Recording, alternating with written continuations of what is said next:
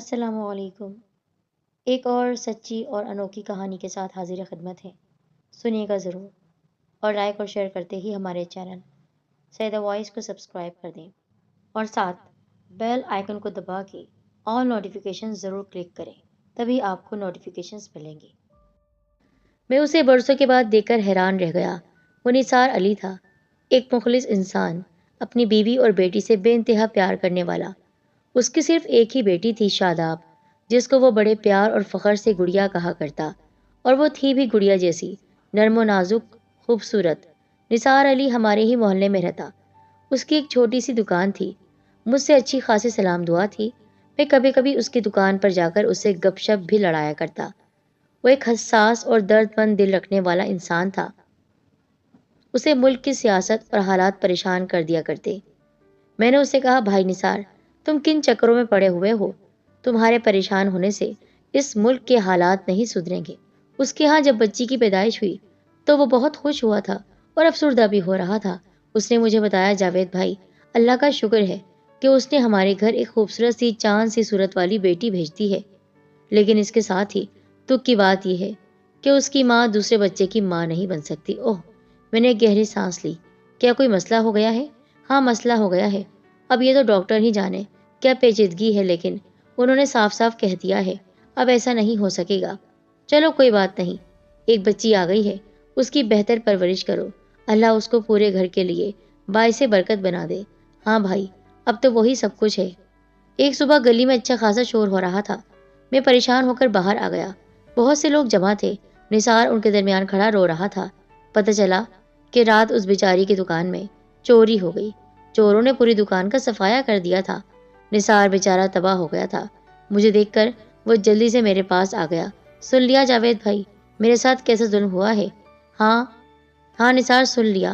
اللہ غارت کرے ایسے لوگوں کو۔ میں تو بالکل برباد ہو گیا جاوید بھائی، میرے پاس تو اب کچھ بھی نہیں رہا۔ انشاءاللہ اللہ کی مدد تمہارے ساتھ ہوگی۔ ایسا کیوں ہوتا ہے؟ جو شخص پریشان ہوتا ہے حالات اس کو مزید پریشان کیوں کر دیتے ہیں؟ اس کے اس سوال کا جواب میں تو نہیں دے سکتا تھا۔ آپ دکان کی حالت دیکھ رہے ہیں؟ اس نے دکان کی طرف اشارہ کیا۔ کس طرح اس کے تالے توڑے گئے ہیں۔ واقعی اب اس کی دکان میں کچھ نہیں رہا تھا۔ میرا خیال ہے چور اپنے ساتھ گاڑی لے کر آئے ہوں گے، تبھی وہ سارا سامان اٹھا کر لے گئے۔ نثار، تم نے پولیس کو اطلاع دی؟ ہاں جاوید بھائی، اطلاع تو دی، لیکن آپ بھی بتائیں، کیا اس کا کوئی فائدہ ہوگا؟ اس سوال کا بھی کوئی جواب نہیں تھا۔ واقعی کچھ بھی نہیں ہوا۔ بیچاری کی دکان بند ہی ہو گئی۔ اس کے پاس اتنے پیسے بھی نہیں تھے کہ وہ اپنی دکان دوبارہ شروع کر سکتا۔ بھائی، کچھ دنوں کے بعد اس نے مجھ سے کہا، ہم اس محلے سے جا رہے ہیں۔ جا رہے ہیں کہاں؟ میں نے ایک جگہ نوکری کر لی ہے، وہ جگہ یہاں سے بہت دور ہے۔ نوکری بھی ایک فیکٹری میں ملی ہے۔ آپ تو جانتے ہیں اس علاقے میں کارخانے اور فیکٹریاں وغیرہ موجود ہیں، تو میں نے آنے جانے کی پریشانی سے بچنے کے لیے وہیں ایک کوارٹر کرائے پر لے لیا ہے۔ نثار بھائی، تمہاری بچی بہت ذہین ہے، ایسا نہ ہو اس کی تربیت اور تعلیم میں کوئی کمی آ جائے۔ نہیں جاوید بھائی، سوال ہی پیدا نہیں ہوتا۔ ہم دونوں میاں بیوی زندہ کس کے لیے ہیں؟ اپنی گڑیا کے لیے۔ میں کوشش کروں گا اسے کسی اچھے اسکول میں تعلیم دلواؤں۔ اس کے بعد نثار ہمارے محلے سے چلا گیا، اور اب برسوں کے بعد میں اسے دیکھ رہا تھا۔ میرے اندازے کے مطابق کم از کم 18-20 سال بعد، یہ عرصہ کم نہیں ہوتا۔ وہ بہت بدل گیا تھا، لیکن میں نے اسے پہچان لیا۔ اس کے ماتھے پر چوٹ کا ایک نشان تھا، چاند کی طرح۔ یہ چوٹ اسے بچپن میں لگی تھی۔ میں نے اسی نشان سے اسے پہچانا، ورنہ وہ اتنا بدل گیا تھا کہ مشکل ہو رہا تھا اس کی شناخت کرنا۔ آخری ملاقات جو ہوئی تھی اس میں وہ اچھا خاصا صحت مند انسان تھا، لیکن اب تو وہ بالکل بوڑھا ہو گیا تھا۔ اگر اس کے ماتھے پر وہ نشان نہیں ہوتا تو میں اسے پہچان نہیں سکتا تھا۔ وہ پھولوں کی ایک دکان سے ایک بکے خرید رہا تھا۔ جب میری نظر اس پر پڑی تو میں نے پہچان لیا کہ یہ وہی نثار احمد ہے۔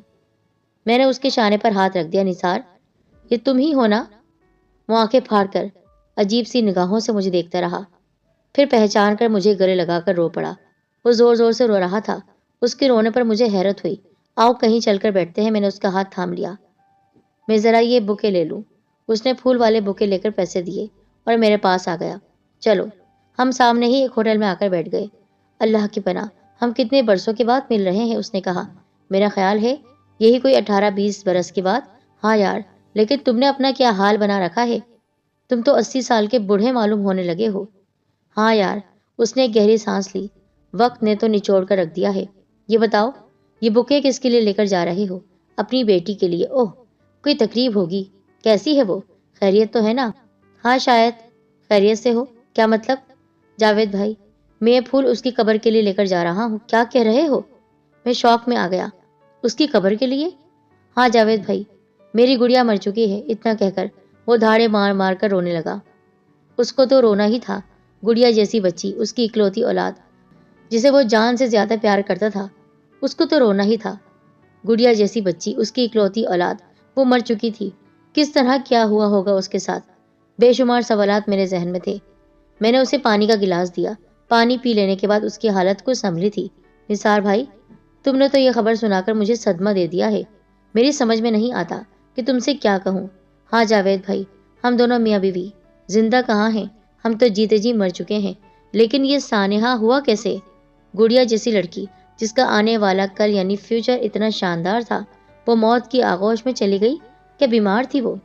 یہ ایک لمبی کہانی ہے جاوید بھائی، کسی دن اطمینان سے ملو تو تمہیں سناؤں گا۔ تم میرا موبائل نمبر لے لو۔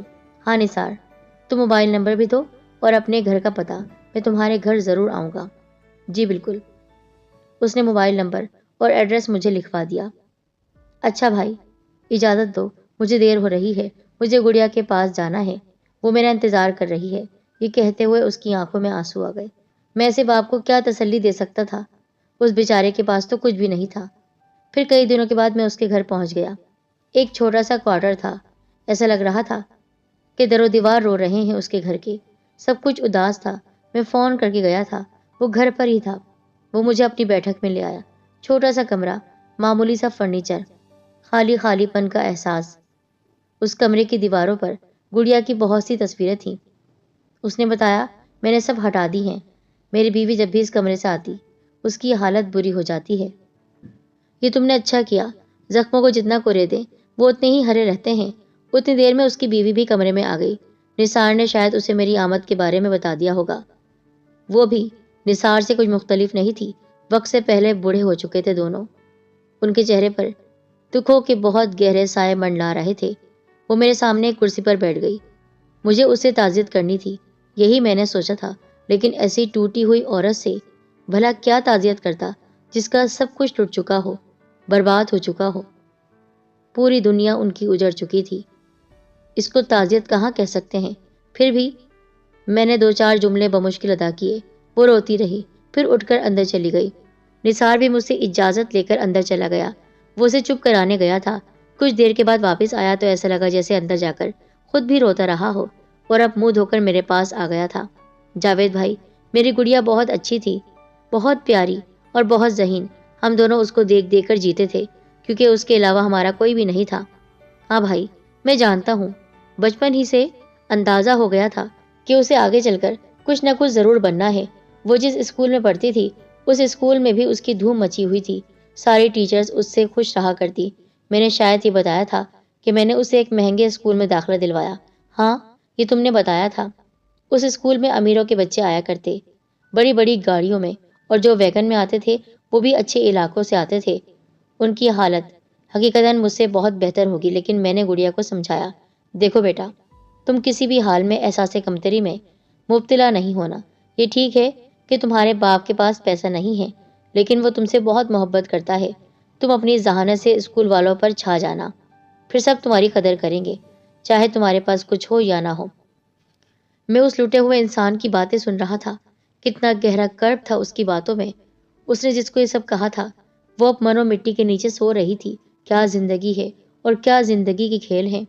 میں جب کبھی بھی اس کے اسکول جاتا، اسکول والے اس کی تعریفیں کیا کرتے تو میرا سر فخر سے بلند ہو جاتا۔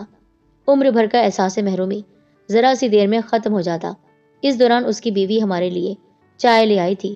اس نے اپنے آپ پر قابو پا لیا۔ نثار بھائی، ان چیزوں کی کیا ضرورت تھی؟ آپ اتنے برسوں کے بعد آئے ہیں، لیکن یہ بھی تو دیکھیں کہ کن حالات میں آیا ہوں۔ بھائی، سب چلتا ہے، آخر ہم دونوں بھی تو زندہ ہیں نا۔ ہمیں تو موت نہیں آئی۔ ہم بھی چائے پیتے ہیں، کھانا کھاتے ہیں، سب کچھ کرتے ہیں۔ اس کی آنکھوں میں پھر آنسو آ گئے۔ کچھ دیر کے بعد اس نے خود کو سنبھال کر بتانا شروع کیا، جو کچھ ہم سے ہو سکتا تھا ہم اپنی گڑیا کے لیے کر رہے تھے۔ ہم نے اسے کبھی مایوس نہیں ہونے دیا۔ میں یہ چاہتا ہی نہیں تھا کہ میری بیٹی کبھی احساس کمتری پیدا ہو۔ ایک بار اس کے اسکول کے ایک دوست کی برتھ ڈے تھی۔ اس نے مجھ سے کہا، بابا میرے دوست کی برتھ ڈے ہے اور مجھے بلایا ہے، تو ضرور جانا بیٹا۔ بابا کسی پارٹی میں جانے کے لیے تو میرے پاس ڈھنگ کے کپڑے بھی نہیں ہیں۔ کوئی بات نہیں بیٹا، چلو میرے ساتھ پسند کر لینا، پھر میں دلا دوں گا۔ میں اسے لے کر مارکیٹ آ گیا۔ اس نے ایک ڈریس پسند کر لیا جس کی قیمت 2000 تھی۔ اب میرے پاس پیسے کہاں تھے جو میں اس کو وہ ڈریس دلوا سکتا۔ بابا مجھے تو یہ پسند آیا ہے، کوئی بات نہیں بیٹا، کل خرید لوں گا۔ وہ مطمئن ہو گئی۔ وہ جانتی تھی کہ اس کا بابا جو وعدہ کرتا ہے وہ ضرور پورا کرتا ہے۔ میں دوسری شام کو اس کے لیے ڈریس لے آیا تھا۔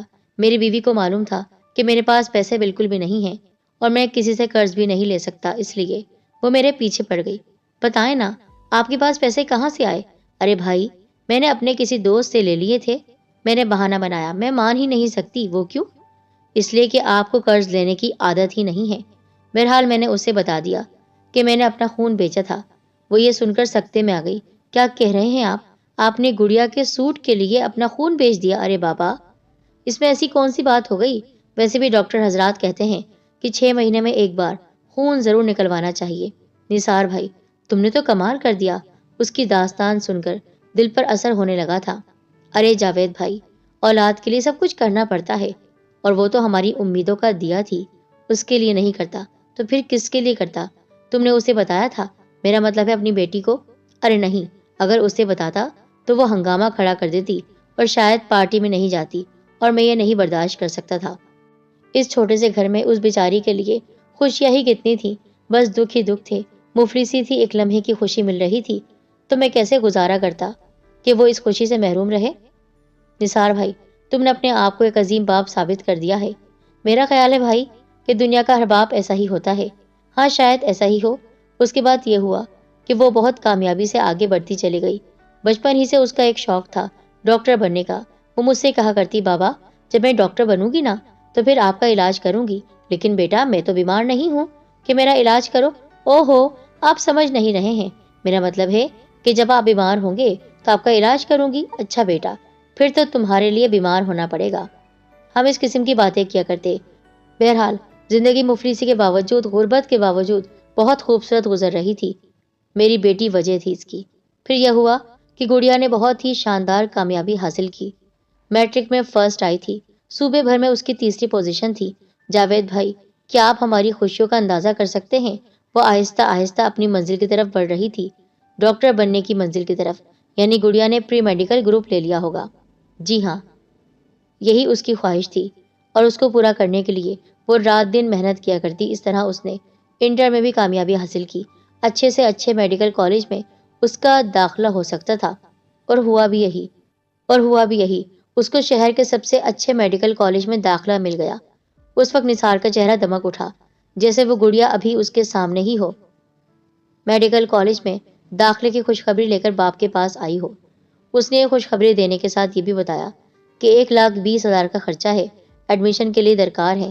جاوید بھائی، وہ ایک طرف بے انتہا خوش تھی تو دوسری طرف بے انتہا پریشان اور اداس۔ ظاہر ہے پریشان تو ہونا ہی تھا۔ جاوید بھائی، وہ رو رہی تھی اور اس کے آنسو میرے دل پر گر رہے تھے۔ منزل کے اتنے قریب آ کر واپسی تو ممکن نہیں تھی۔ ہم نے اسی دن کے تو خواب دیکھے تھے۔ اب یہ کیسے ہو سکتا تھا کہ ہمت ہار کر واپس چلی جاتی؟ میں نے اس سے کہا، بیٹا تم فکر مت کرو، اللہ نے چاہا تو کہیں نہ کہیں سے بندوبست ہو ہی جائے گا۔ بابا میں دوسرے کالج میں داخلہ لیتی ہوں، وہاں پیسے نہیں لگیں گے۔ نہیں بیٹا، یہ تو ہو نہیں سکتا کہ تم اس طرح محروم رہ جاؤ۔ تمہارا بابا ابھی زندہ ہے، وہ ہر حال میں تمہیں داخلہ دلوائے گا۔ میری بیٹی ڈاکٹر بنے گی، پھر میرا علاج کرے گی۔ لیکن جاوید بھائی، 1,20,000 کی رقم بہت زیادہ تھی۔ مجھ جیسا غریب آدمی کہاں سے اتنے پیسے لے کر آتا؟ پھر بھی میں نے اپنے طور پر بات کی، کوشش کی، فیکٹری میں بات کی، دوستوں سے ملا، جاننے والوں سے ملا، لیکن اتنی رقم کا بندوبست نہیں ہو سکا۔ بھائی تم کو میرا گھر معلوم تھا نا، میرے پاس آ سکتے تھے، پھر ہم دونوں مل کر کوئی راستہ نکالتے۔ ہاں جاوید بھائی، ایسا ہو سکتا تھا، لیکن نہ جانے کیوں مجھے خیال ہی نہیں آیا۔ بہرحال میں اپنی کوششیں کرتا رہا، اور ایڈمیشن ختم ہونے کی آخری تاریخ بھی قریب آ گئی۔ پھر میں نے گڑیا کو مایوس نہیں ہونے دیا۔ 1,20,000 کا بندوبست کر ہی دیا۔ یہ بندوبست کہاں سے کر دیا بھائی؟ میں نے اپنا ایک گردہ بیچ دیا تھا۔ کیا؟ یہ سن کر مجھے ایک جھٹکا لگا۔ اپنا گردہ بیچ دیا؟ ہاں جاوید بھائی، گڑیا کے خوابوں کے لیے کچھ نہ کچھ تو کرنا ہی تھا۔ اگر یہ نہیں ہوتا تو خود سوچو اس کا کیا حال ہوتا۔ اور ویسے بھی ایک گردہ جانے سے انسان مرتا تو نہیں ہے۔ دیکھ لو، میں تمہارے سامنے زندہ بیٹھا ہوں۔ میں حیرت اور دکھ سے اس باپ کو دیکھ رہا تھا جو ایک عظیم آدمی تھا، جس نے اپنی اولاد کے لیے بے مثال قربانیاں دی تھیں۔ وہ سیدھا سادہ نثار اس وقت بہت بڑا ہو گیا تھا میری نظروں میں۔ تم سوچ نہیں سکتے بھائی کہ پیسوں کا بندوبست ہو جانے پر اور اس کی خبر سن کر گڑیا کتنی خوش ہوئی۔ وہ بار بار مجھے پیار کیے جا رہی تھی۔ ایک ہفتے تک گھر سے باہر رہنے کی میری غفلت بھی اس نے بھلا دی تھی۔ صرف بیوی نے ایک بار کہا تھا کہ شہر میں ایسا کون سا عزیز ہے جس کے پاس گئے تھے اور جس نے تمہیں اتنی بڑی رقم دی؟ کیا تم نے گھر والوں کو بتایا تھا کہ تم نے اپنا گردہ بیچ کر پیسوں کا بندوبست کیا ہے؟ نہیں، میں نے یہ بات چھپا لی تھی۔ صرف میری بیوی کو معلوم ہو گیا تھا اور وہ بہت دیر تک روتی رہی تھی۔ میں نے سختی سے تاکید کی تھی کہ کسی بھی حال میں گڑیا کو معلوم نہیں ہونا چاہیے، ورنہ وہ ڈسٹرب ہو جائے گی اور پڑھائی میں اس کا دل نہیں لگے گا۔ بھائی، تم نے مجھے حیران کر دیا ہے سچ میں۔ ارے یہ سب عام باتیں ہیں، اولاد کے لیے تو کرنا ہی پڑتا ہے۔ اللہ نے اولاد کا بھی کیا رشتہ بنایا ہے، محبتوں کے سارے راستے اس کی طرف جاتے ہیں۔ خیر تو پھر یہ ہوا، کالج میں پڑھائی کا اس کا ایک سال بھی کامیابی سے گزر گیا۔ اس نے ہمیشہ کی طرح اس بار بھی شاندار کامیابی حاصل کی۔ ہاں، مجھے اندازہ تھا وہ ایسی ہی ثابت ہوگی۔ میں نے اس کے بچپن ہی سے اسے دیکھ کر یہ اندازہ لگا لیا تھا۔ تم سوچ بھی نہیں سکتے کہ میں اس دن کتنا خوش تھا جب وہ اپنے کچھ ساتھیوں کو لے کر ہمارے گھر آئی تھی۔ وہ سب اس کے ساتھ میڈیکل کے اسٹوڈنٹ تھے، سب ڈاکٹر بننے جا رہے تھے۔ سب کا آنے والا کل بہت روشن تھا۔ وہ سب امیر گھرانوں کی بچیاں تھیں، لیکن ہمارے گھر آئی تھیں۔ ہم دونوں میاں بیوی نے ان کی خاطر مدارات میں کوئی کمی نہیں چھوڑی۔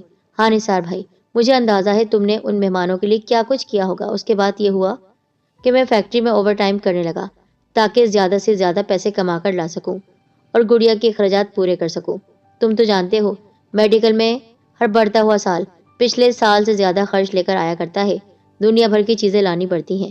ہاں بھائی، یہ میں جانتا ہوں۔ پھر یہ ہوا کہ وہ آخری سال میں آ گئی۔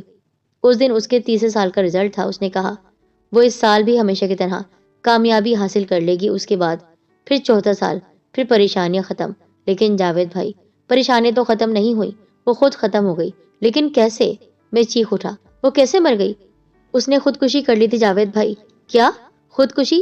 ہاں جاوید، خودکشی، جان دے دی اس نے۔ میرا خیال ہے وہ تیسرے سال ناکام ہو گئی ہوگی اور یہ برداشت نہیں کر سکی۔ نہیں، ایسا نہیں ہوا، بلکہ اس نے تو سب سے زیادہ شاندار کامیابی حاصل کی تھی۔ تو پھر کیا ہوا؟ اس نے کسی لڑکے کی بے وفائی سے دل برداشتہ ہو کر خودکشی کی تھی، خود کو مار لیا۔ ہم لوگوں کو اس بات کا علم ہی نہیں ہو سکا کہ وہ بیوقوف کسی ایسے لڑکے کی محبت میں گرفتار ہو گئی ہے جو اس کو دھوکہ دے گا، اور وہ اس کو دھوکہ دے کر اس کی عزت کو لوٹ کر ہمیشہ ہمیشہ کے لیے اس کو چھوڑ کر چلا گیا۔ بس اسی صدمے کو وہ برداشت نہیں کر سکی اور اس نے جان دے دی۔ نثار کی کہانی ختم ہو چکی تھی۔ کمرے میں ایک گہری سوگواری کی سی کیفیت تھی۔ میرا دماغ سائیں سائیں کر رہا تھا۔ اس بیچارے پر کیا قیامت گزر گئی تھی۔ کچھ دیر کے بعد نثار بولا، 2 سال ہو گئے ہیں۔ میں ہر منگل کو اس کی قبر پر جاتا ہوں، کیونکہ وہ منگل ہی کے دن ہم سے جدا ہوئی تھی۔ آج بھی منگل ہے، میں ابھی وہیں جا رہا ہوں۔ کہ تم بھی میرے ساتھ چلو گے؟ ہرگز نہیں، بالکل نہیں۔ اور میں کیوں جاؤں؟ معاف کرنا، میں اس کی قبر پر نہیں جاؤں گا۔ برا مت ماننا، تمہاری بیٹی اس قابل ہی نہیں ہے کہ اسے یاد بھی کرنا چاہیے۔ یہ تم کیا کہہ رہے ہو جاوید بھائی؟ میں ٹھیک کہہ رہا ہوں۔ اس لڑکی نے اس کے لیے جان دی جس نے اسے دھوکہ دیا، جو اجنبی تھا، جو چند سالوں کا ساتھی تھا، اور جنہوں نے زندگی بھر اس کا ساتھ نبھایا، ہر فرمائش پوری کی۔ نہ جانے کس کس حالت سے گزر کر تم نے اپنی بیٹی کی ہر جائز اور ناجائز خواہش کو پورا کیا۔ اس کو ایسے اعلیٰ مقام تک تم اس کو لے کر گئے اور وہ زندہ بھی نہ رہ سکی تمہارے لیے۔ ایسی اولاد پر لعنت ہے تمہاری بیٹی کے لیے۔ میرے پاس دعا بھی نہیں ہے۔ کہتے ہوئے میں اس کے گھر سے باہر آ گیا اور نثار بلک بلک کر رو رہا تھا۔